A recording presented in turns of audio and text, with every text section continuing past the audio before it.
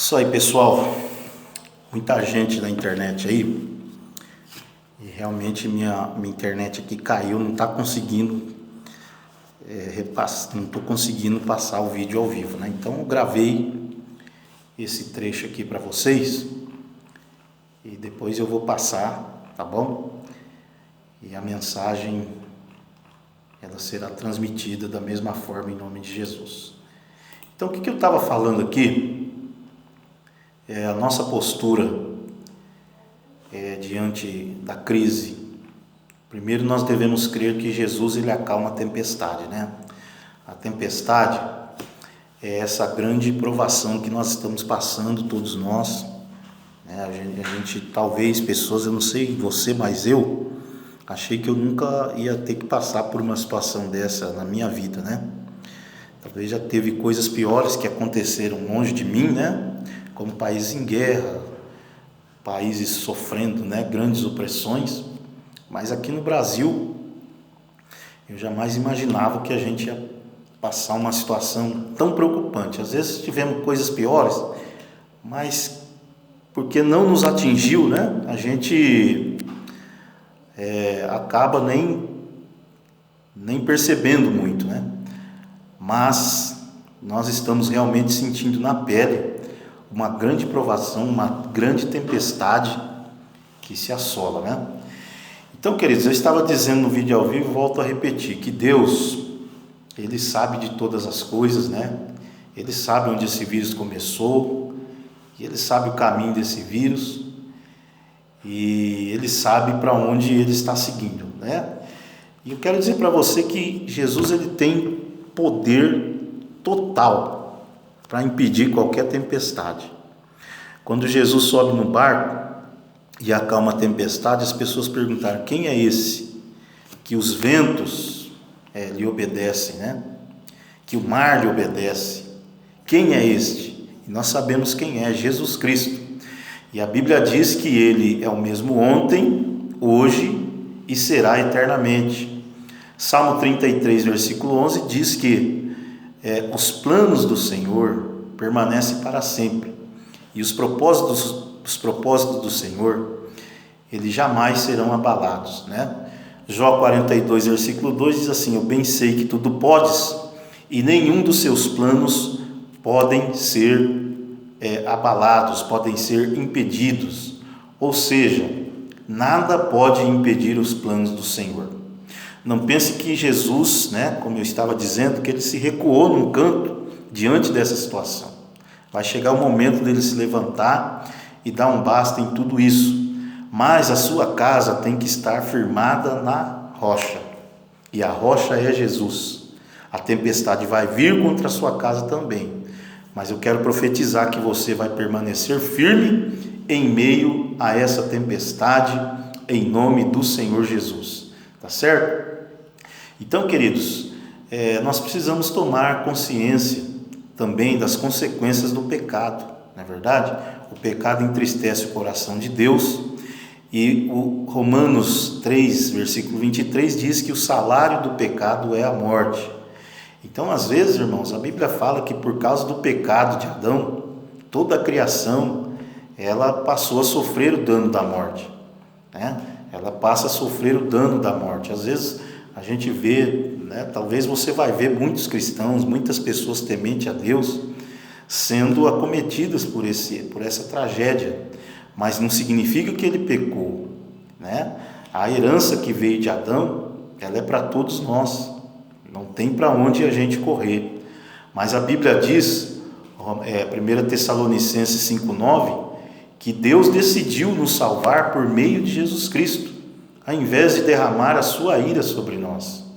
Ou seja, a morte veio como um juízo, né? Fruto da ira de Deus contra o pecado, mas através de Jesus Cristo, Ele decide nos salvar. Então aqueles que são de Cristo não podem temer a morte, não pode temer as más notícias. Salmo 112, versículo 7 diz assim, que o justo não temerá as más notícias, né?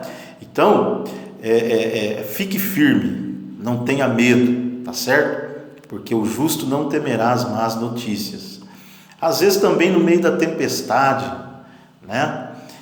Deus ele pode estar trovejando a sua graça em meio a essa tempestade, chamando as pessoas para o arrependimento, chamando elas para um realinhamento com a sua graça, com a sua palavra, com o seu poder, né?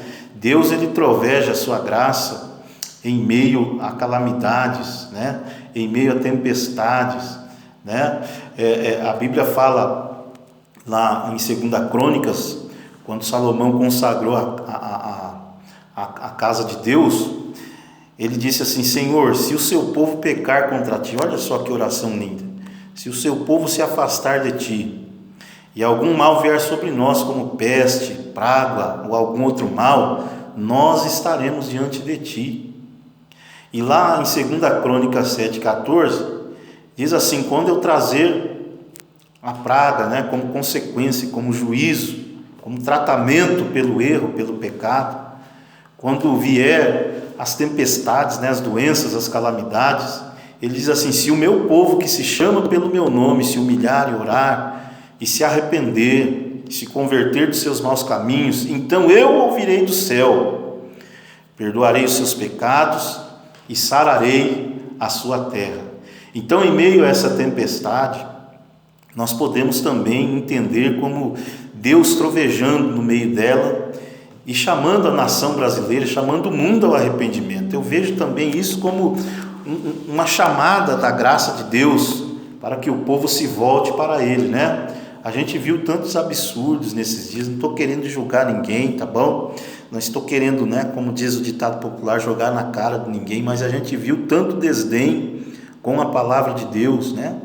A gente viu pessoas fazendo coisas terríveis com símbolos considerados sagrados, né, para a religião católica, para outras religiões, pessoas desdenhando do nome de Cristo, pessoas fazendo uma peça falando assim, olha, falando de um Jesus, né, gay, de um Jesus homossexual, e não pelo fato somente isso, mas de um Jesus vulgar, né, de um Jesus assim carnal, né? Nós vimos Jesus sendo representado na escola de samba, de uma determinada escola de samba aí do Rio de Janeiro, das mais variadas formas, fúteis, né, vulgares, pessoas zombando da palavra de Deus, outros afirmando categoricamente que a Bíblia não é a palavra de Deus. Então, Deus está trovejando a sua graça, Deus está chamando as pessoas ao arrependimento, a reaverem as suas atitudes, né? A ver que o pecado ele tem as suas consequências. Deus é amor, mas nós precisamos tomar a consciência das consequências dos nossos pecados, né? Outra coisa que nós precisamos nos conscientizar é que nós, como cristãos, agora eu falo a você que teme a Deus, que nós devemos ter uma postura de fé, reagir com fé e não com medo diante dessa tempestade. É fácil esquecer, né? Mas nós, humanos, somos fracos e frágeis, não é verdade? Agora, você imagina um vírus ainda mais agressivo e contagioso que esse Covid-19, né? Como nós poderíamos impedir? Quais são as nossas possibilidades de impedir? Com a nossa própria força, né? A resposta é não, nós não vamos conseguir, porque nós somos frágeis. E às vezes, quando passar tudo isso, nós vamos nos esquecer, talvez possamos nos esquecer de Deus, mas, na verdade, Deus ele vai nos chamar novamente para o arrependimento. Então é necessário que nós tenhamos essa consciência, tá certo?